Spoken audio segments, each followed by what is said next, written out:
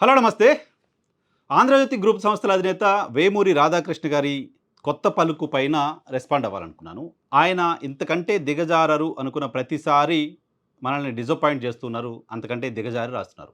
ఈరోజు 2 కీలకమైన అంశాలపైన ఆయన విశ్లేషణ రాశారు. ఒకటి, తెలంగాణలో ఫోన్ ట్యాపింగ్ అంశానికి సంబంధించి కేసీఆర్‌ని విచారణకు పిలిచారు.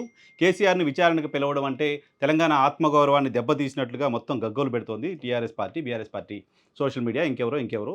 సో, అది సరైంది కాదు. ఆత్మగౌరవం కేసీఆర్‌కి ఒక్కడికే ఉంటుందా అంటూ రాశారాయన. సో, దానితో పాటు మరొక అంశం తిరుమల లడ్డు అంశానికి సంబంధించి రాశారు. ముందుగా కేసీఆర్‌కి నోటీసులు ఇచ్చిన అంశానికి సంబంధించి చూద్దాం. ఎందుకు నేను మొదట్లోనే అంత సీరియస్ వర్డ్ వాడాను? ఆయన ఇంతకంటే దిగజారడు అనుకున్న ప్రతిసారి దిగజారుతున్నారని ఎందుకు వాడానంటే, దీనికంటే ముందు వారం ఆయన రాసిన కొత్త పలుకు ఆర్టికల్ ఒకసారి మీరు చదవండి.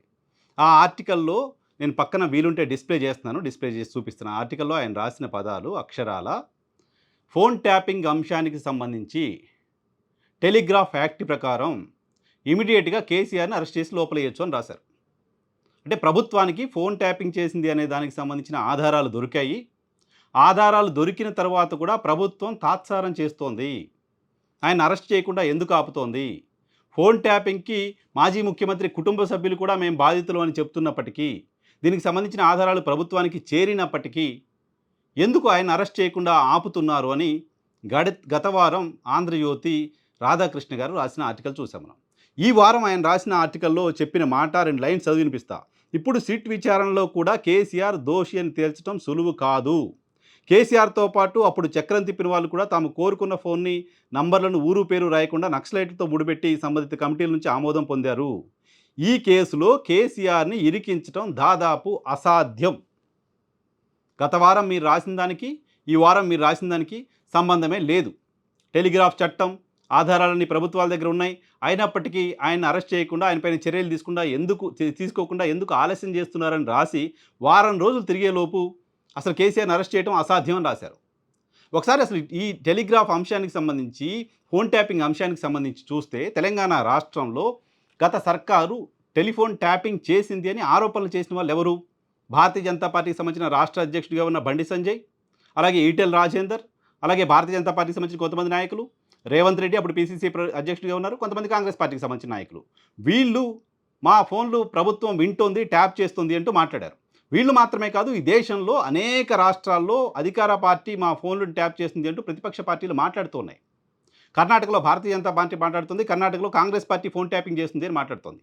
ఆ మాటకు వస్తే రాధాకృష్ణ గారికి గుర్తు చేయదలుచుకున్న, కేంద్ర ప్రభుత్వం పెగాసస్ అనే ఒక సాఫ్ట్వేర్ని తీసుకొచ్చి దేశంలోని మొత్తం ప్రముఖులకు సంబంధించిన ఫోన్లన్నింటినీ వింటోంది అని పార్లమెంటుని ఓ 40-50 రోజుల పాటు స్తంభింపజేశాయి పార్టీలన్నీ. కేంద్ర ప్రభుత్వం నరేంద్ర మోదీ నేతృత్వంలో సుప్రీంకోర్టు జస్టిస్లకు సంబంధించిన ఫోన్లను, న్యాయవాదుల ఫోన్లను, జర్నలిస్టుల ఫోన్లను, అనేక మంది పొలిటీషియన్స్ ఫోన్లను పెగాసస్ అనే ఒక సాఫ్ట్వేర్ ద్వారా కేంద్ర ప్రభుత్వం వింటోంది అని పార్లమెంట్లో చాలా పెద్ద గొడవ చూసాం. పెగాసస్ సాఫ్ట్వేర్ ద్వారా కేంద్ర ప్రభుత్వం ప్రతిపక్ష నాయకుల ఫోన్లు వింటోంది అంటూ జరిగిన ఆందోళనకి తెలుగుదేశం పార్టీ కూడా మద్దతు ఇచ్చింది. చంద్రబాబు నాయుడు గారు కూడా మోదీ ఫోన్ ట్యాపింగ్ చేస్తున్నారంటూ మాట్లాడారు. మోదీని అరెస్ట్ చేసి జైల్లో ఎలా ఈశ్వర్ రాధాకృష్ణ గారు? చాలా కాలంగా వస్తున్న మాట కదా. ప్రతిపక్షంలో ఉన్న వాళ్ళు మా ఫోన్లు ట్యాప్ చేస్తున్నారంటూ ప్రభుత్వం పైన ఆరోపణ చేయడం అనేది చాలా కామన్. కానీ బీఆర్ఎస్ ప్రభుత్వం పైన గతంలో చేసిన ఆరోపణలు ఏంటి అంటే, హీరోయిన్ల ఫోన్లు ట్యాప్ చేశారు, బిజినెస్ మెన్ ఫోన్లను ట్యాప్ చేసి మీరు మాకు డబ్బులు ఇస్తారా లేదా అని బెదిరించి వాళ్ళతో ఎలక్టోరల్ బాండ్ రాయించుకున్నారు. ఇటువంటి అసంబద్ధమైన ఆరోపణలు ఉన్నాయి.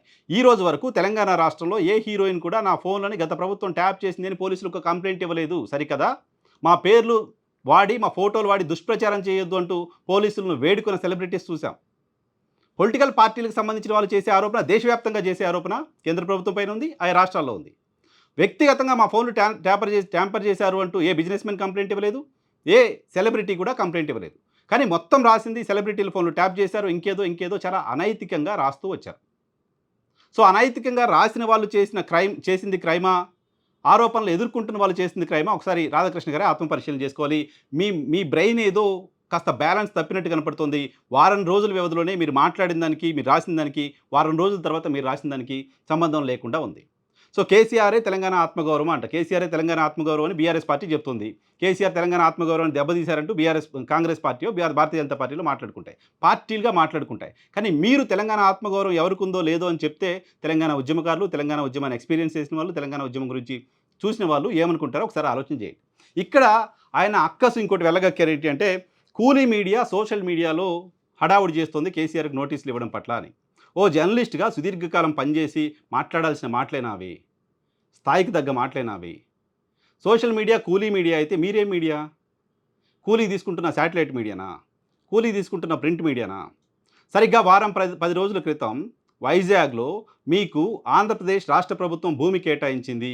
అది మీరు చేస్తున్న సేవకు గాను ఆంధ్రప్రదేశ్ రాష్ట్ర ప్రభుత్వం ఇచ్చిన కూలీయా? ఆంధ్రప్రదేశ్ రాష్ట్ర ప్రభుత్వం అఫీషియల్‌గా మీకు భూమి రూపంలో కూలీ ఇచ్చిందని అనుకోవాలా? ఆంధ్రప్రదేశ్ రాష్ట్ర ప్రభుత్వం మీ పవర్ ప్లాంట్ నుంచి పవర్‌ని కొంటోంది. మీరు ఆంధ్రప్రదేశ్ రాష్ట్ర ప్రభుత్వానికి కూలీగా పనిచేస్తున్నారు కాబట్టి మీకిచ్చిన కూలీగా దాన్ని చూడాలా? మాలాంటి వాళ్ళవి ఎవరైనా మీ ఆర్టికల్స్ పైన మాట్లాడితేనే మా పైన కొంతమందిని ఉసిగొల్పి మాట్లాడిస్తున్నారు కదా! వాళ్ళకి మీరు కూలీ ఇచ్చి మాట్లాడిస్తున్నారా? ఏ రాజకీయ పార్టీ ఈరోజు సోషల్ మీడియాని పెట్టుకొని నడుపుకోవట్లేదు? తెలుగుదేశం పార్టీకి సోషల్ మీడియా లేదా? ఈ దేశంలో ఏ పార్టీకి సోషల్ మీడియా లేదు. సోషల్ మీడియా కోసం ప్రత్యేక కమిటీలు ఏర్పాటు చేసుకొని సోషల్ మీడియా రన్ చేసుకుంటున్నారు కదా! సోషల్ మీడియా హీట్ ఏదో బాగా తగులుతోంది మీకు. తట్టుకోలేకపోతున్నారు. ఆ బాధతోటే ఇటువంటి అసంబద్ధమైన, ఆధారరహితమైన, మీ స్థాయికి తగని, మీ మైండ్ ఏదో బ్యాలెన్స్ తప్పింది తరహా ప్రజలు అనుకునేలా ఆర్టికల్స్ రాస్తున్నారు. ఇక లడ్డూ అంశానికి సంబంధించి చూద్దాం. లడ్డూ అంశానికి సంబంధించి ఆయన మాట్లాడింది ఏంటి అంటే, జగన్మోహన్ రెడ్డి హయాంలో లడ్డూ తయారీకి వాడిన నెయ్యిలో కొవ్వు అవశేషాలు కనిపించాయని ఎన్డీడీబీ నివేదిక ఆధారంగా ముఖ్యమంత్రి చంద్రబాబు ప్రకటన చేశారు. ఇది శుద్ధ అబద్ధం కదా! జగన్మోహన్ రెడ్డి సర్కారు హయాంలో వాడిన నెయ్యిని ఏ టెస్ట్ కూడా జరగలేదు. ఎన్డీడీబీ కాదు, ఎవరు టెస్ట్ చేయలేదు. టెస్ట్ చేసింది ఈ ప్రభుత్వం వచ్చిన తర్వాత, ఓపెన్ చేసిన టెండర్లలో ఈ ప్రభుత్వం వచ్చిన తర్వాత ఏ నెయ్యి అయితే టీటీడీకి వచ్చిందో ఆ నెయ్యిని 1, 2 ట్యాంకర్లు రిజెక్ట్ చేసిన తర్వాత, ఆ తర్వాత వచ్చిన నెయ్యిని టీటీడీ ఎన్డీడీబీకి పంపిస్తే ఎన్డీడీబీ కూడా చెప్పింది దీంట్లో జంతువులకు సంబంధించిన అవశేషాలు ఉండడానికి సంబంధించిన అవకాశం ఉంది అని చెప్పింది. అది కన్ఫర్మేషన్‌గా ఎన్డీడీబీ కూడా చెప్పలా. దాన్ని బేస్ చేసుకొని చంద్రబాబు నాయుడు గారు జంతువుల కొవ్వు కలిపారని ఓపెన్‌గా మాట్లాడారు. ఈ టెస్ట్ చేసింది జగన్మోహన్ రెడ్డి సర్కారు హయాంలోని లడ్డూని కాదు. ఈ టెస్ట్ చేసింది జగన్మోహన్ రెడ్డి సర్కారు హయాంలోని నెయ్యిని కాదు. ఈ టెస్ట్ చేసింది చంద్రబాబు సర్కారు వచ్చిన తర్వాత టెండర్ ఓకే చేసి, చంద్రబాబు సర్కారు వచ్చిన తర్వాత సప్లై స్టార్ట్ చేసిన నెయ్యిని టెస్ట్ చేస్తే వచ్చింది. బాధ్యత ఎవరికుంటుంది? ఎవరైతే ఇప్పుడు కొత్తగా నెయ్యి సరఫరా చేశారో, జంతువుల కొవ్వు కలిసిందని ఆరోపణలు ఎదుర్కొంటున్న కంపెనీ ఉందో, ఈ కంపెనీకి కొత్త టెండర్ ప్రకారం సప్లై చేసిన నెయ్యిలో జంతువుల అవశేషాలు ఉన్నాయని తేలింది. ఈ ప్రభుత్వం వచ్చిన తర్వాత టెస్ట్ చేపిస్తే తేలింది కానీ అంతకు ముందుది కాదు. జగన్ హయాంలో లడ్డూని టెస్ట్ చేయిస్తే రిపోర్ట్లు ఇలా వచ్చిందని ఇంత డైరెక్ట్‌గా ఇంత అబద్ధాలు ఎలా రాస్తారు మీరు? కనీసం ఫాలో అవ్వట్లేదా వార్తలు? కేవలం వాడి వెనకేంటి, వీడి వెనకేంటి, వాడేం కాంట్రాక్టు, వీడే కాంట్రాక్టు ఇంట్లో బిజీ ఉన్నారా? ఎక్స్‌ప్లనేషన్ ఇవ్వండి తెలుగు ప్రజలకు కనీసం దీనికి సంబంధించి. దానితో పాటు మరొక మాట మీరు రాశారు. ఈ జంతువుల కొవ్వు కలిపినా పాపమయ్యేది. ద్రోహం చేశారు భక్తులందరికీ. కెమికల్ కలిపారు. కెమికల్ కాక్టెయిల్ లాగా లడ్డూని తయారు చేశారు అని. కెమికల్ కాక్టెయిల్‌తో లడ్డూని శ్రీవారి లోపల పోటు లోపల బ్రాహ్మణులంతా చాలా పవిత్రంగా కూర్చొని అక్కడ లడ్డూ తయారు చేస్తారు. ఒక కెమికల్‌ని లడ్డూలో కలిపితే కాసేపు కూర్చొని అక్కడ లడ్డూ తయారు చేయగలుగుతారా? ఆ స్మెల్‌ని కనీసం ఎప్పుడైనా ఎక్స్‌పీరియన్స్ చేశారా మీరు? చేయగలుగుతారా? ఇన్ని అసలు నెయ్యి చుక్క లేని నెయ్యిని తీసుకొచ్చి మొత్తం అంతా కలిపి తిరుపతి పోటులో లడ్డూ తయారు చేస్తుంటే, లడ్డూ తయారు చేస్తున్న వాళ్ళకి అది కెమికలా? నెయ్యా? ఏంటో తెలీదా? గత ప్రభుత్వ హయాంలో 250 కోట్ల రూపాయల దుర్వినియోగం జరిగింది. కెమికల్ కాక్టెయిల్‌ని వాడారు నెయ్యి బదులు అని ఒక కథనం సిట్ ఇచ్చినట్టుగా వస్తోంది. కెమికల్ కాక్టెయిల్ కలిపారు అనేది కన్ఫెషన్ స్టేట్మెంట్ల బేస్ చేసుకొని సిట్ ఇచ్చిన రిపోర్ట్ తప్ప, కన్ఫెషన్ స్టేట్మెంట్స్‌ని ఎవరైతే అరెస్ట్ చేశారో, పాత నెయ్యి సప్లై చేస్తున్న వాళ్ళని అరెస్ట్ చేశారో, వాళ్ళ దగ్గర నుంచి తీసుకున్న కన్ఫెషన్ మేము ఇది సప్లై చేశాం అని వాళ్ళు చెప్తే వాళ్ళు ఇచ్చిన కన్ఫెషన్ స్టేట్మెంట్‌ని బేస్ చేసుకొని సిట్ ఇచ్చిన రిపోర్ట్ తప్ప, ఆ సమయంలోని లడ్డూని కానీ, ఆ సమయంలోని నెయ్యిని కానీ చెక్ చేసింది కాదు. కన్ఫెషన్ స్టేట్మెంట్లను బేస్ చేసుకొని ఎఫ్ఐఆర్లే చేయొద్దంటూ సుప్రీంకోర్టు ఒక పక్క వార్నింగ్లు ఇస్తోంది. కన్ఫెషన్ స్టేట్మెంట్లు ఏ రకంగా ఆధారాలు అవుతాయని చెప్తోంది. క్రైమ్ కనపడినప్పుడు, ఎవిడెన్స్ కనపడినప్పుడు కన్ఫెషన్ స్టేట్మెంట్ని బేస్ చేసుకొని ఏ రకంగా ఒక కంక్లూజన్కి వస్తారు. ఈవెన్ ఎఫ్ఐఆర్లు కూడా కన్ఫెషన్ స్టేట్మెంట్లు బేస్ చేసుకొని చేయొద్దు అంటూ సుప్రీంకోర్టు అనేక సందర్భాల్లో చెప్తుంటే, కన్ఫెషన్ స్టేట్మెంట్లను బేస్ చేసుకొని సిట్ రాసిన అంశాలని లడ్డూ కల్తీ జరిగింది అని ఇంకా శ్రీవారి భక్తులను మనోవేదనకి గురి చేస్తున్నారు ఇటువంటి రాతల ద్వారా. మొత్తం అసంబద్ధంగా, అసత్యాలతో కూడి ఉంది మీ ఆర్టికల్. మరొక మాట రాశారు ఈయన, ఏంటి సిట్కి దురుద్దేశాలు ఆపాదించే దు సిట్కి దురుద్దేశాలు ఆపాదించే అవకాశం కూడా లేదు. సిట్ చాలా పర్ఫెక్ట్‌గా పనిచేసింది అని రాశారు.